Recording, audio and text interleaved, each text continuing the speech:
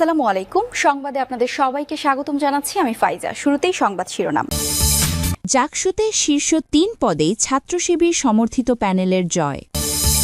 এদিকে ডিএনএ নমুনা সংগ্রহ নিখোঁজ পরিবারগুলোর জন্য ন্যায়ের পথে একটি গুরুত্বপূর্ণ অগ্রগতি। ফ্যাসিস্ট হাসিনা যে বর্বরোচিত ঘটনা ঘটিয়েছে তা পৃথিবীর ইতিহাসে বিরল, বললেন প্রধান উপদেষ্টা। জানাবো, নির্বাচন কমিশনকেও গণভোট নিয়ে মাঠে নামতে হবে, বলেছেন উপদেষ্টা এম সাখাওয়াত হোসেন। আরও জানাবো, ইসিতে যেসব অভিযোগ জানালো জামায়াত। ঋণ খেলাপিদের মনোনয়ন দিয়ে অর্থ আত্মসাতের বন্দোবস্ত করে দেওয়া হচ্ছে। সবশেষ জানাবো, উপদেষ্টার সঙ্গে বৈঠক, ভারতে বিশ্বকাপ না খেলার সিদ্ধান্তে অটল বাংলাদেশ। এতক্ষণ শুনছিলেন সংবাদ শিরোনাম, এবার বিস্তারিত খবর। যকসু নির্বাচনে ভিপিসহ ৩ শীর্ষ পদে শিবিরের জয়। জগন্নাথ বিশ্ববিদ্যালয় কেন্দ্রীয় শিক্ষার্থী সংসদ যকসু নির্বাচনে শিবির সমর্থিত প্যানেলের ভিপি, সাধারণ সম্পাদক জিএস ও সহ সাধারণ সম্পাদক এজিএস প্রার্থী জয়ী হয়েছেন।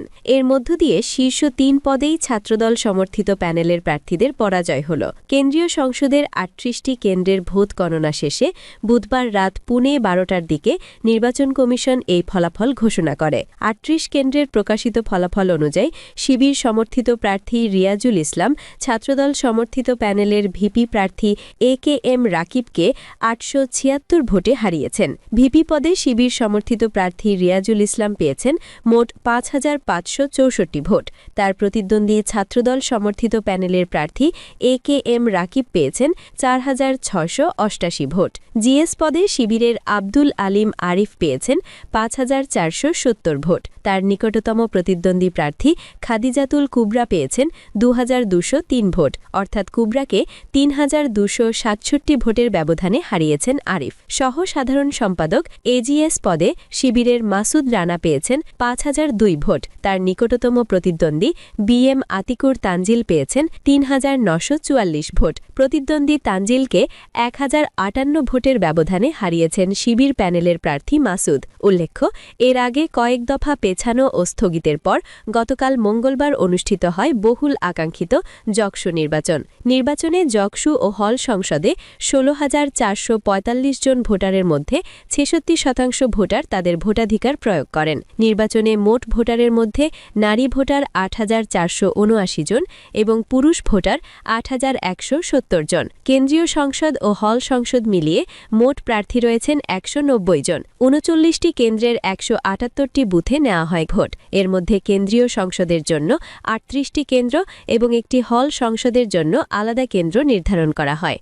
ডিএনএ নমুনা সংগ্রহ, নিখোঁজ পরিবারগুলোর জন্য ন্যায়ের পথে একটি গুরুত্বপূর্ণ অগ্রগতি। ফ্যাসিস্ট হাসিনা যে বর্বরোচিত ঘটনা ঘটিয়েছে তা পৃথিবীর ইতিহাসে বিরল, বললেন প্রধান উপদেষ্টা। প্রধান উপদেষ্টা প্রফেসর ড মোহাম্মদ ইউনুস বলেছেন, সাবেক ফ্যাসিস্ট সরকার যে বর্বরোচিত ঘটনা ঘটিয়েছে তা পৃথিবীর ইতিহাসে বিরল। নিজ দেশের নাগরিকদের হত্যা করে গণকবর দেওয়ার মতো ঘটনা কোনো সভ্য রাষ্ট্রে কল্পনাও করা যায় না। জুলাই গণ অভ্যুত্থানের সময় ঢাকার রায়ের বাজারে বেওয়ারিশ হিসেবে দাফন করা ১১৪ জনের মৃতদেহ থেকে ডিএনএ নমুনা সংগ্রহ করেছে বাংলাদেশ পুলিশের ক্রিমিনাল ইনভেস্টিগেশন বিভাগ সিআইডি। বুধবার ৭ জানুয়ারি রাষ্ট্রীয় অতিথি ভবন যমুনায় এ সংক্রান্ত প্রতিবেদন হস্তান্তর করার সময় প্রধান উপদেষ্টা একথা বলেন। প্রতিবেদন হস্তান্তরের পর প্রধান উপদেষ্টা প্রফেসর মোহাম্মদ ইউনুস এই কার্যক্রমের সংশ্লিষ্ট সকলকে ধন্যবাদ জানান। প্রধান উপদেষ্টা বলেন, ফ্যাসিস্ট হাসিনা সরকার যে বর্বরোচিত ঘটনা ঘটিয়েছে তা পৃথিবীর ইতিহাসে বিরল। নিজ দেশের নাগরিকদের হত্যা করে গণকবর দেওয়ার মতো ঘটনা কোনো সভ্য রাষ্ট্রে কল্পনাও করা যায় না।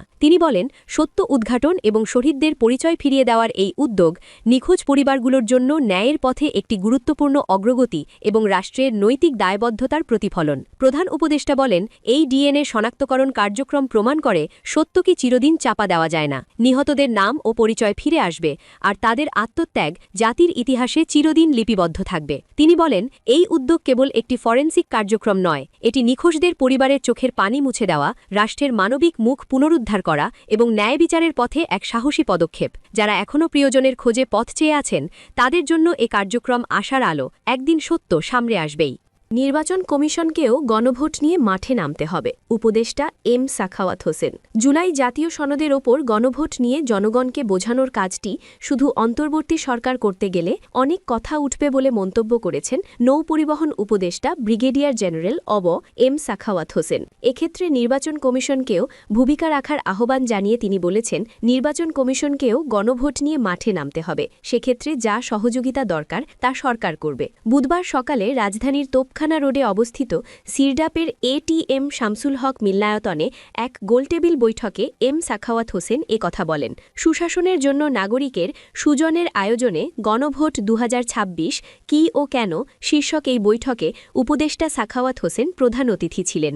বৈঠকে এম সাখাওয়াত হোসেন বলেন, রাজনৈতিক দলগুলো আগের মতোই চলতে চায় নাকি পরিবর্তন হতে চাইছে এটা শোনা যাচ্ছে না। যেসব বড় দল ক্ষমতায় যাবে বলে মনে হচ্ছে তাদের মুখেও সে ধরনের অঙ্গীকার শোনা যাচ্ছে না। বাংলাদেশের একটা বিশাল বিপর্যয় আমরা প্রত্যক্ষ করলাম। একটা প্রতাপশালী সরকার, ক্ষমতাচ্যুত আওয়ামী লীগ সরকার তাসের ঘরের মতো ভেঙে পড়ল। রাষ্ট্রীয় কাঠামো, সমাজ, আইনশৃঙ্খলা রক্ষাকারী বাহিনী সব ভেঙে পড়েছে। সবকিছু একটা ইলিউশনের ওপর দাঁড়িয়েছিল। সে সময় কেউ ব্যতিক্রমধর্মী কোনো কথা বললে গুম, খুন, জেল, না হয় সামাজিক সুবিধা থেকে বঞ্চিত হতে হতো। সাখাওয়াত হোসেন বলেন, এখন আমরা কি চাইছি? সেই অবস্থাতে ফিরতে চাচ্ছি? গণতন্ত্রের কথা বলে আমরা একনায়কতন্ত্রের দিকে যাচ্ছি কিনা? ফ্যাসিবাদ দেখব কিনা? ভোট বাক্স ক্যাপচার হবে কিনা? মন্ত্রণালয়কে পরিকল্পনা ওপর থেকে চাপিয়ে দেওয়া হবে কিনা? আগের মতো অবস্থা না চাইলে ব্যবস্থা বদলাতে হবে বলে মন্তব্য করেন সাখাওয়াত হোসেন। ইসিতে যেসব অভিযোগ জানালান জামায়াত, সারা দেশে মারাত্মকভাবে নির্বাচনের লেভেল প্লেয়িং ফিল্ড লঙ্ঘিত হচ্ছে বলে নির্বাচন কমিশনে ইসিতে অভিযোগ করেছেন জামায়াতে ইসলামীর নায়েবে আমির ডা সৈয়দ আবদুল্লাহ মোহাম্মদ তাহের। কাউকে অতিরিক্ত নিরাপত্তা দেওয়া হচ্ছে এবং কাউকে নিরাপত্তা দেওয়া হচ্ছে না বলেও অভিযোগ করেন তিনি। বুধবার ৭ জানুয়ারি বিকালে আগারগাঁয়ে প্রধান নির্বাচন কমিশনার এম নাসির উদ্দিনের সঙ্গে বৈঠকে এসব অভিযোগ জানান তিনি। বৈঠকে জামায়াতের ৬ সদস্যের প্রতিনিধি দল অংশ নেন। আবদুল্লাহ মোহাম্মদ তাহের বলেন, লেভেল প্লেয়িং ফিল্ড এখনও তৈরি হয়নি। প্রচারণার ক্ষেত্রে কোনো নেতাকে বেশি প্রোটোকল দেয়া হচ্ছে, যা জনগণের মাঝে রং মেসেজ দিচ্ছে। প্রোটোকল সবার জন্য সমান হতে হবে। সারা দেশে মারাত্মকভাবে নির্বাচনের লেভেল প্লেয়িং ফিল্ড লঙ্ঘিত হচ্ছে। কাউকে অতিরিক্ত নিরাপত্তা দেওয়া হচ্ছে, কাউকে দেওয়া হচ্ছে না। অবিলম্বে দলীয় ডিসিদের অপসারণ করতে হবে। তিনি হুঁশিয়ার করে বলেন, একতরফা নির্বাচন হলে দেশের একটি দল চলে গেছে, অন্য দল যারা এমন কাজে জড়িত থাকবে তাদেরও কিন্তু চলে যেতে হবে। এভাবে দেশ রাজনৈতিক দল শূন্য হবে, ক্ষতিগ্রস্ত হবে। ঋণখেলাপিদের মনোনয়ন দিয়ে অর্থ আত্মসাতের বন্দোবস্ত করে দেওয়া হচ্ছে বলেছেন হাসনাত আবদুল্লাহ। জাতীয় নাগরিক পার্টির এনসিপির মুখ্য সংগঠক হাসনাত আবদুল্লাহ বলেছেন, রাজনৈতিক দলগুলোর কাছে অনেক নতুন কিছু প্রত্যাশা করেছিলাম। আমরা দেখলাম ঋণখেলাপিদের নমিনেশন দেওয়া হয়েছে। এই ঋণখেলাপিদের সংসদে পাঠিয়ে তারা আসলে জনগণকে কি বার্তা দিতে চায় সেটা আমাদের বোধগম্য নয়। যারা জনগণের টাকা মেরে দিচ্ছে, ট্যাক্সের টাকা মেরে দিচ্ছে, তারা সংসদে গিয়ে মূলত তাদের ঋণ যেন না দিতে হয় সেটার বন্দোবস্ত তারা করবে। তাদের মনোনয়ন দিয়ে জনগণের অর্থ আত্মসাতের বন্দোবস্ত করে দেওয়া হয়েছে। বুধবার দুপুরে কুমিল্লার দেবিদ্বার উপজেলার ফাতেহাবাদ এলাকায় শরীফ ওসমান হাদির আত্মার মাগফিরাত কামনা এবং পৃথক উঠান বৈঠক ও আগ্রাসন বিরোধী পদযাত্রায় তিনি এসব কথা বলেন। হাসনাত আবদুল্লাহ আরও বলেন, শত শত কোটি টাকা ঋণ খেলাপি আছে, তাদের মনোনয়ন দেওয়া হয়েছে। এসব দেশের টাকা, আপনাদের টাকা। সংসদ সদস্য হয়ে আবার যেন ঋণগুলোকে মেরে দিতে পারে সেই ধরনের আইন ওরা বানাবে। সেই জন্য আপনারা ব্যালটের মধ্য দিয়ে এই ঋণ খেলাপিদের এবার না বলতে হবে। উপদেষ্টার সঙ্গে বৈঠক। ভারতে বিশ্বকাপ না খেলার সিদ্ধান্তে অটল বাংলাদেশ।